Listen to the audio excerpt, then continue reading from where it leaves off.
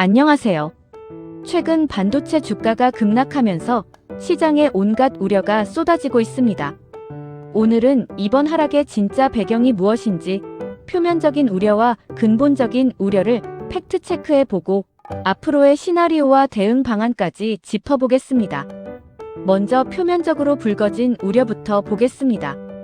최근 메타가 서버를 임대하기 시작했다는 소식이 들리면서 메타의 컴퓨팅 파워가 남아도는 것 아니냐, 결국 AI 수요 둔화로 이어지는 것 아니냐는 말들이 나옵니다.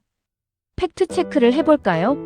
AI 산업은 오픈 AI나 구글, 메타 같은 AI 프론티어 모델 영역과 아마존 AWS, MS, 애저, 네오클라우드 같은 컴퓨팅 파워 공급 영역으로 나뉩니다. 메타는 본래 프론티어 모델 개발에 집중하다가 이제 컴퓨팅 파워 공급으로 사업을 확장하려는 움직임을 보이는 것 뿐입니다. 만약 정말로 컴퓨팅이 남아돌았다면 6월에 크루소라는 네오 클라우드 업체와 계약을 맺지도 않았을 겁니다. 게다가 3월에는 구글이 메타에게 제미나이 컴퓨팅 용량을 다 줄 수 없다고 통보하면서 메타 내부 프로젝트에 차질이 생겼고 직원들이 토큰을 아껴가며 자체 모델로 마이그레이션하는 일까지 있었습니다. 즉, 서버가 남아서가 아니라 오히려 부족해서 벌어지는 현상입니다.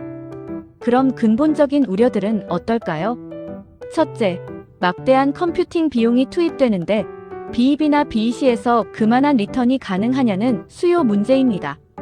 하지만 현재 AI 경쟁력은 스케일링 법칙에 따라 컴퓨팅 파워를 얼마나 확보하느냐에 달려 있습니다. 이건 수요의 문제가 아니라 빅테크 생존의 문제입니다. AI 경쟁력 확보를 위해 사활을 걸고 인프라를 늘리는 것이지 단순 수요 맞춰서 하는 게 아닙니다. 게다가 빅테크들은 현금 창출 능력이 뛰어나고 IPO나 유상증자, 회사채 등 다양한 방식으로 투자금을 확보하고 있어서 자금 조달을 당장 걱정할 단계는 아닙니다. 둘째, 클라우드 업체의 과도한 설비 투자가 버틸만한가 하는 점입니다. 프론티어 모델 중 일부가 망하면 데이터 센터 투자금을 다 날리는 것 아니냐고 하죠. 하지만 AI 모델 경쟁과 클라우드 인프라 경쟁은 별개의 사이클입니다. 특정 AI 모델이 도태되더라도 전체 AI 수요가 사라지는 건 아닙니다. 그 빈자리는 승자 모델이나 다른 신규 업체에게 빌려주면 그만입니다. 아직 산업 초기 단계라 당장 인프라가 무너질 상황이 아닙니다.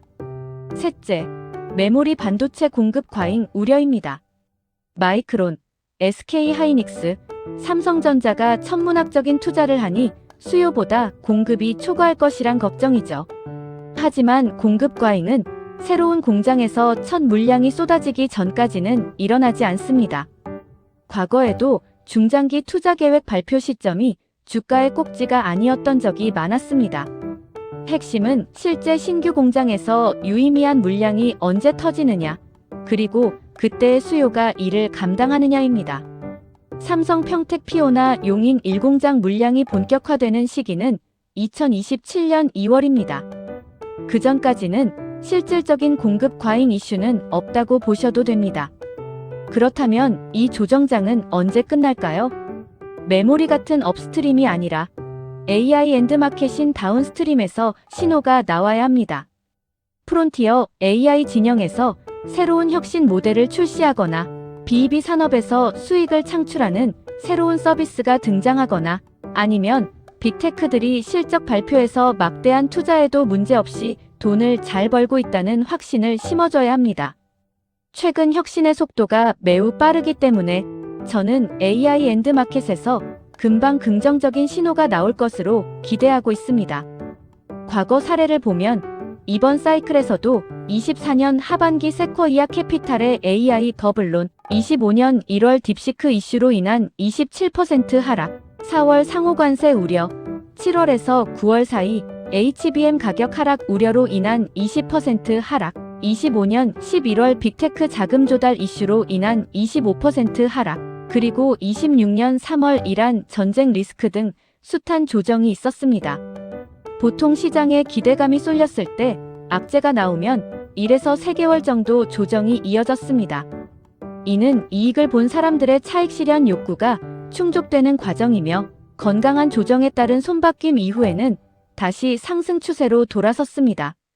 그럼 우리는 어떻게 대응해야 할까요? 보통 사람들은 얼마나 떨어져야 바닥일까라며 주식 가격만을 보고 의사결정을 합니다. 하지만 현재 하락이 AI 수요나 기업의 설비 투자 같은 펀더멘탈이 붕괴해서 발생한 것이 아니라 과도하게 쌓인 기대감이 특정 악재를 만나 일시적으로 꺾인 것이라면 단순히 주가가 싸졌다는 이유만으로 추세가 반전되긴 어렵습니다. 즉, 펀더멘탈이 무너지지 않았다면 가격이 내려간다는 이유만으로 불안해할 필요는 없습니다. 그렇다고 상승 촉매가 나오기 전에 더 떨어질까봐 당장 팔고 나중에 다시 사는 것도 매우 위험합니다. 우리에겐 그 촉매를 정확히 발견할 능력이 없으니까요. 결국 펀더멘탈이 굳건하다면 보유 주식을 꽉 붙잡고 남들이 비관할 때 사모으는 컨트레리언의 자세가 맞습니다. 마지막으로 3가지만 덧붙이겠습니다. 첫째, 삼성전자의 배당 수익률이 하방 경직성을 만들어줍니다. 이재용 회장의 상속세 납부를 위해 배당 성향을 25% 이상 유지해야 하며 조정 전 배당 수익률이 3% 수준이었기 때문에 충분히 주가를 버텨줄 힘이 됩니다. 둘째, 2배 레버리지 ETF 때문에 시장 변동성이 크게 증폭되어 보일 수 있습니다. 가격의 변동폭만 보고 시장은 내가 모르는 악재를 이미 다 알고 있다고 지레짐작하며 대응하는 전략은 성공 확률이 낮습니다. 마지막으로 폭락장에서 매수할 때는 무조건 대장주가 갑입니다. 반등 시 대장주가 가장 먼저 오르고 나머지 주식들이 캐치업 장세로 뒤따라 오기 때문입니다. 오늘 준비한 내용은 여기까지입니다. 흔들리는 장세 속에서 펀더멘탈을 다시 한번 점검하시는 기회가 되셨길 바랍니다. 감사합니다.